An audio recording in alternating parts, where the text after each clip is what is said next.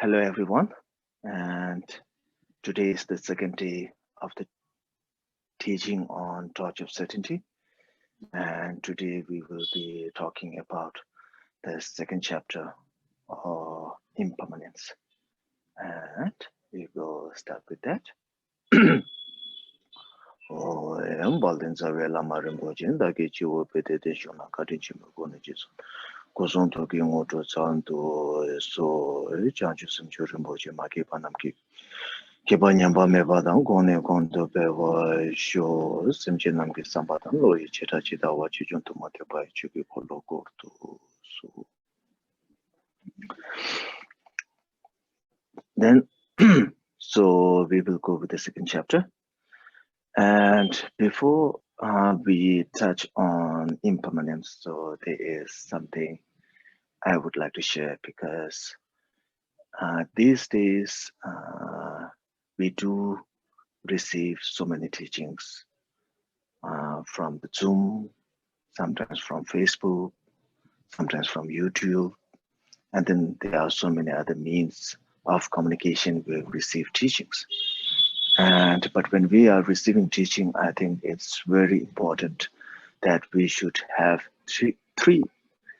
that we shouldn't be having these three different behaviors when we are receiving the teaching.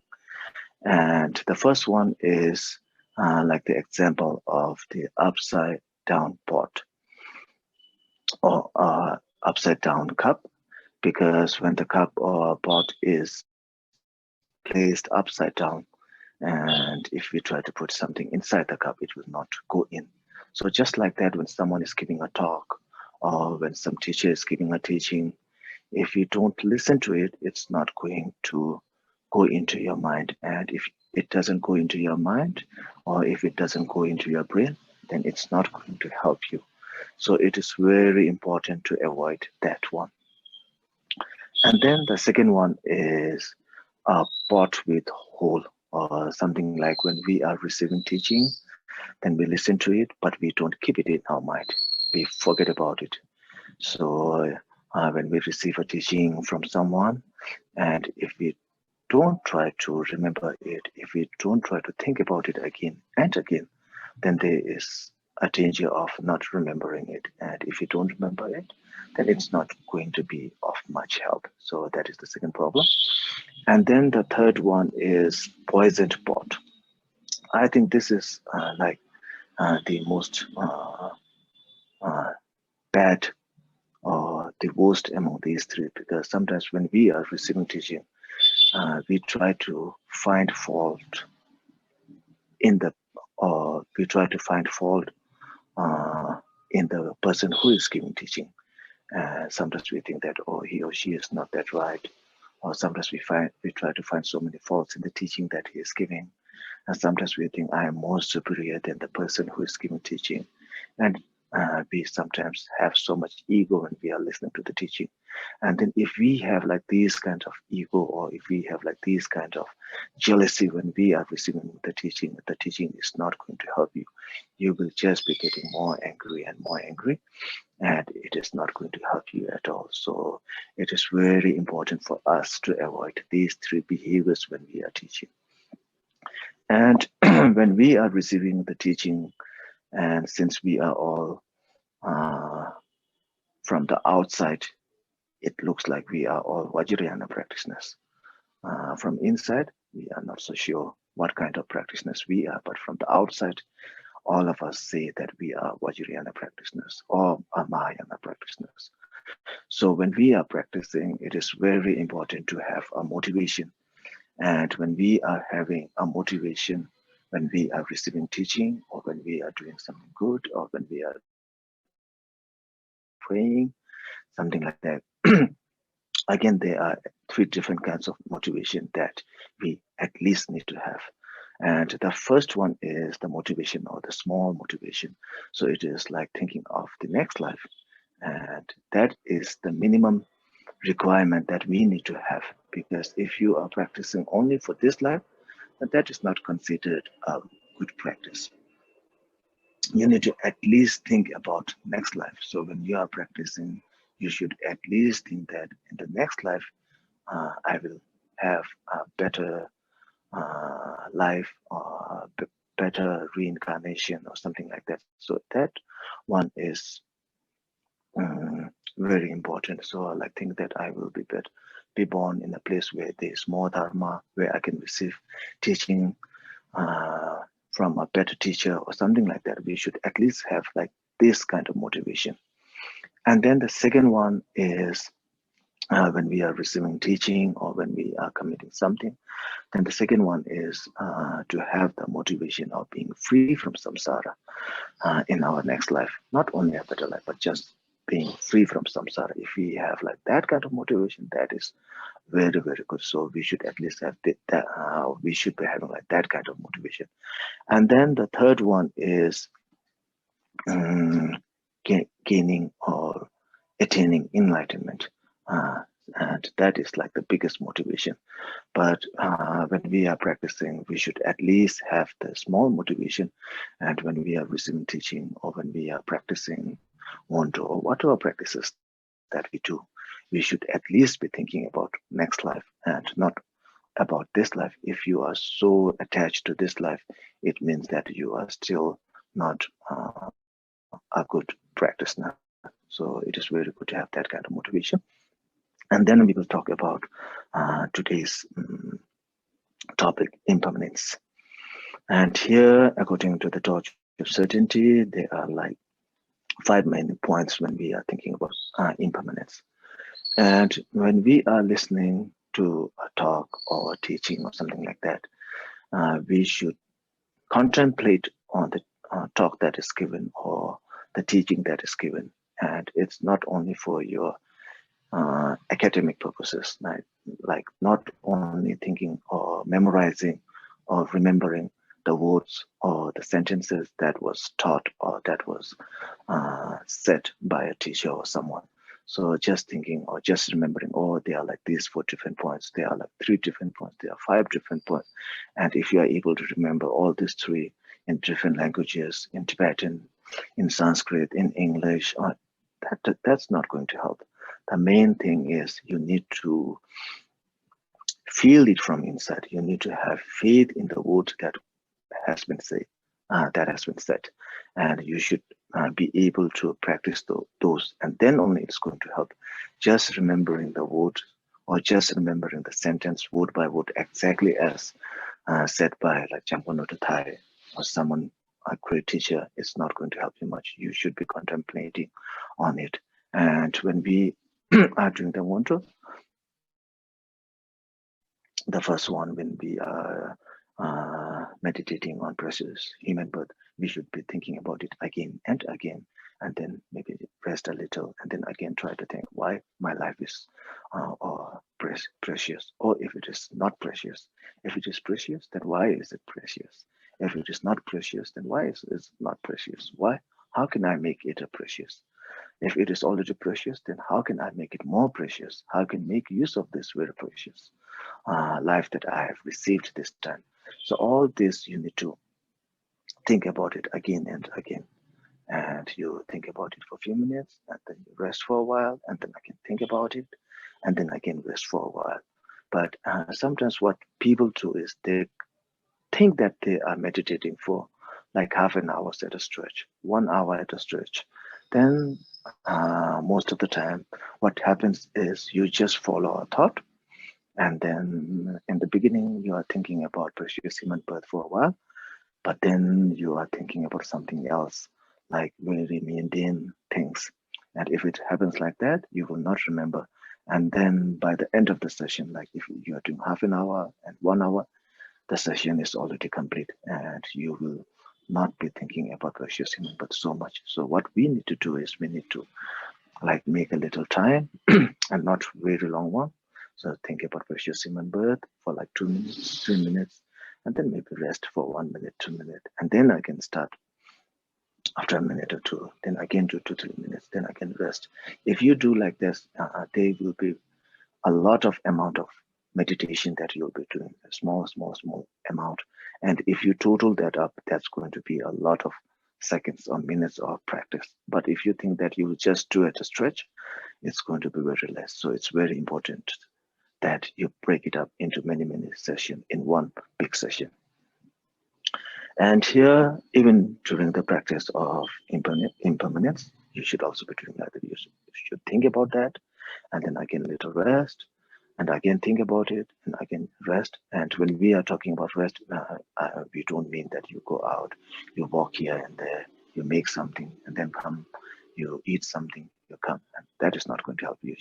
Just wherever you are practicing, you think about precious human birth, and then you rest for a while at the same place, and then I can think about it and then rest. And even during impermanence, you think about the impermanence and then rest for a while, and then I can think about it. So it's all not only these two, but also during the other chapters also you should be doing like that.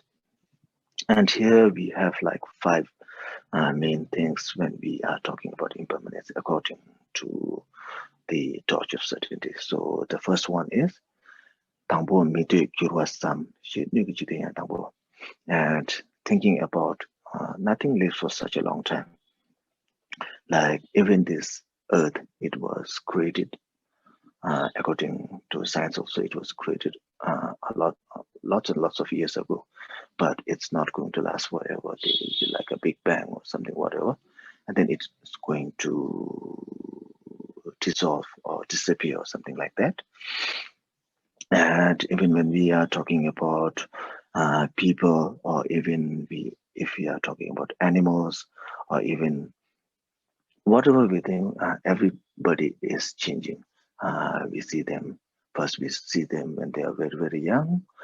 They are a baby, but after a while they become big. They become young men. They become old, and then they die. And that is also impermanence. It's not only that. Even if we are talking about time, so now it's very cold here in Nepal. So it's very cold, but again, after few months, it's going to be spring, and then it's going to be summer, and then it's going to be rainy season, and all this. So it keeps on changing again and again. There's nothing that is going to be permanent. So everything keeps on changing and changing. So when we look at it, then we should know that, oh, everything changes. And when we know that everything changes, then we should think that, oh, even I will be changing.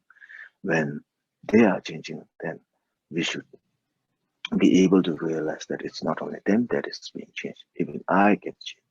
I was very young before, I was a baby before, but now I'm like quite old, and then I'll be older, and then I will die. And all this, sometimes we die even when we are not old. So we should keep on thinking about all these things and know that everything is impermanence. And then the second one is we should look at others and know that everybody is going to die. And when we talk about dying, it's not only like very normal persons who die, even like the most important person or important being till now for us is like the Gautama Buddha, or sometimes people call Lord Buddha or Shakyamuni Buddha. Shakyamuni Buddha, even he, like who was the founder of Buddhism and who gave so many talks, who was enlightened here and who was born here in Nepal, who was enlightened in India. Even someone very special person like him, even he had to pass away. And it's not that only us are going to die. Even if someone who is very enlightened, even person like them or being like them, even they need to feel the impermanence. And it's not only like the enlightened persons. And even if we are talking about enlightened persons like the great Kagi masters, Marpa, Mila, Kampopa, even if they had attained enlightenment, they still had to pass away, they still had to die. So we need to know that all of them do pass away. And is it only the enlightened person that passes away? So if you are very rich, if you are very powerful, then maybe you will not have any impermanence. But it's not like that. Even for very rich persons, even for very powerful persons, like the very famous king Genghis Khan, even he had to pass away, even no matter how many countries that he ruled, but still at the end, he is going to die. And even if we are talking about this country, Nepal, before We had so many kings, and even all these kings, so many different kings, they all passed away. No matter how strong you are, no matter how wealthy you are, and no matter um, how enlightened you are, you still need to die. And we need to keep on thinking that it's not only me. When all these powerful persons, all these rich persons, all these enlightened persons, all these very good-looking persons, or whatever, no matter what they are, everybody has to pass away. So we need to know that everyone is going to pass away, and we need to think about it again and again with all this. And when we are talking about uh, passing away, then comes the third point, the reason of passing or reason of dying, and we need to think about it. There are so many reasons. There are reasons to make you alive, but the reasons or cause to make you not alive, or the causes to make you dead, or there are so many innumerable causes which can make you dead. Even the causes that make you alive will also be causes of death. So, like for example, the main cause of being alive is breathing. So when we breathe, we are alive. When our breathing is stopped, then we die. But now everybody knows that even breathing is also very, very dangerous, especially during this pandemic. Somebody else breathing is a problem for you. Someone else comes to you and he or she is just breathing. You get afraid if they are breathing very close to you. So even breathing is like a cause for death, uh, a cause for death now for us when someone is not wearing a mask, or if you are not wearing a mask and somebody is breathing near you, you get afraid these days. So just like a very minimal thing, or just a breathing is also a cause for death now. That's not when we think about it, it's quite um, dangerous. So almost everything is very dangerous for life. Even when we are just walking, even the walking can or might be a cause of death. And if when we are running, if we are swimming, or if we are flying, or we are driving, no matter what we are doing, there can always be some causes of uh, death. So even like to be alive, you need to eat, you need to drink. But even what you eat, even what you drink, they might also be a cause for your death. Sometimes there might be some allergies, or sometimes they might be going to bring you diseases, and then you might die. And sometimes there might be some reactions with what you eat, what you drink. Then again, that might also be causes of death. So there are so many different causes of death, and you should think about it again and again and again. So that is the third case. And then the fourth one is to think about what will happen when you are about to die.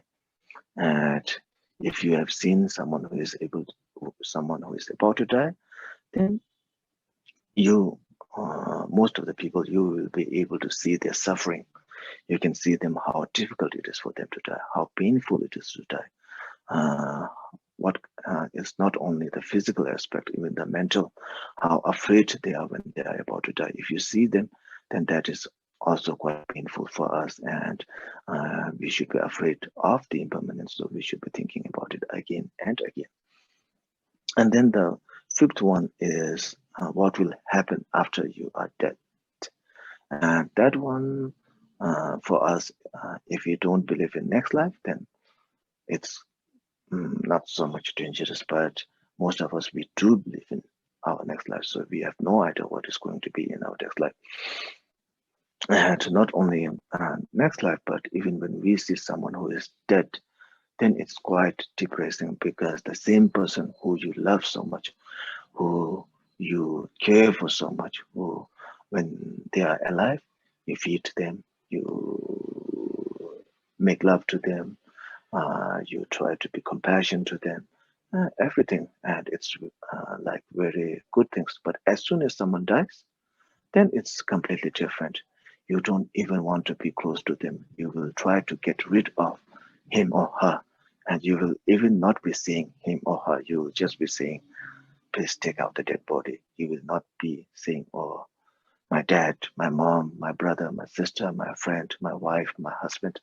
You will not even be saying that. You will just be saying, please take out the dead body. And that is also a very depressing. So we should think about that and know that it is very easy for us to die. And when we are dead, then it's also quite difficult for us. So the only thing what we can do is we can practice.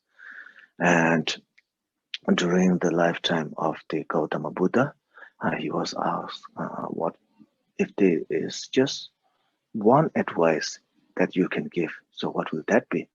So the Buddha said, the advice that I can give is, no matter how much you make pray or you make offering to all these special bodhisattvas, because he had so many great bodhisattvas as his disciples.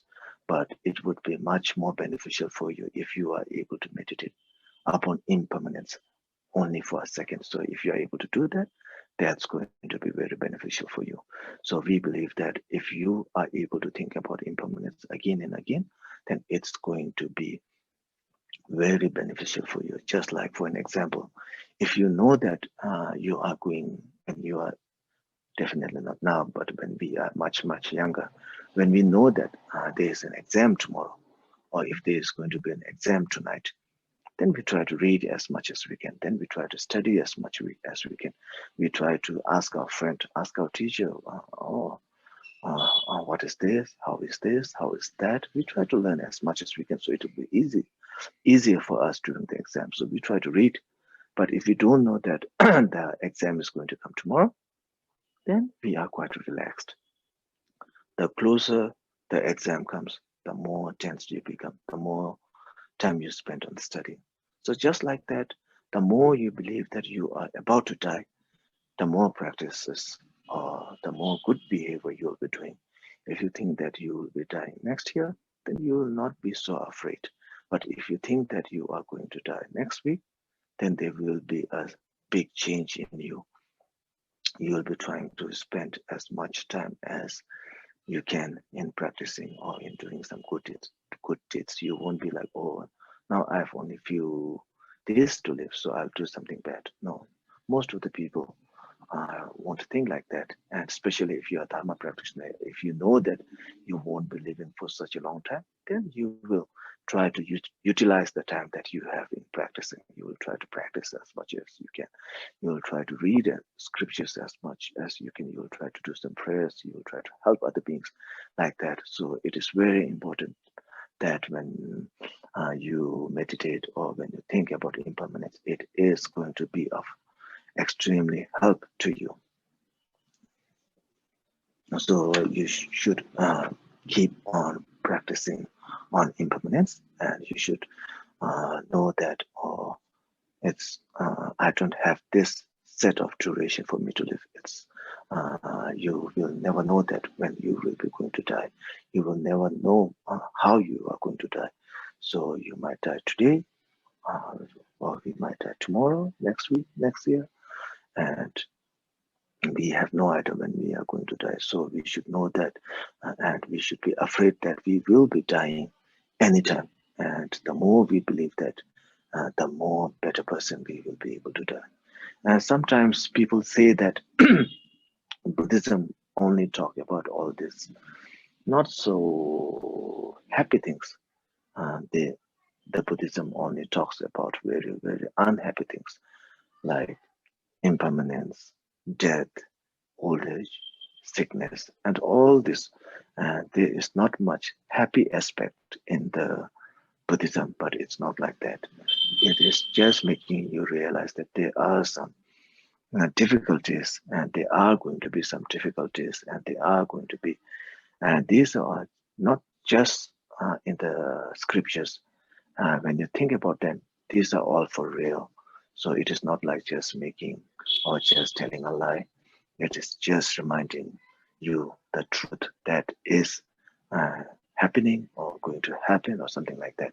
And the sooner you accept the truth, the sooner you accept all these teachings, it is much better for you, and it is much better for us. And the more we believe in impermanence, the more practice when we are able to do it, and then it is going to be very beneficial for us. And I think that is for the impermanence. And we will stop here for today. And then again, we will start with cause and effect in our next session.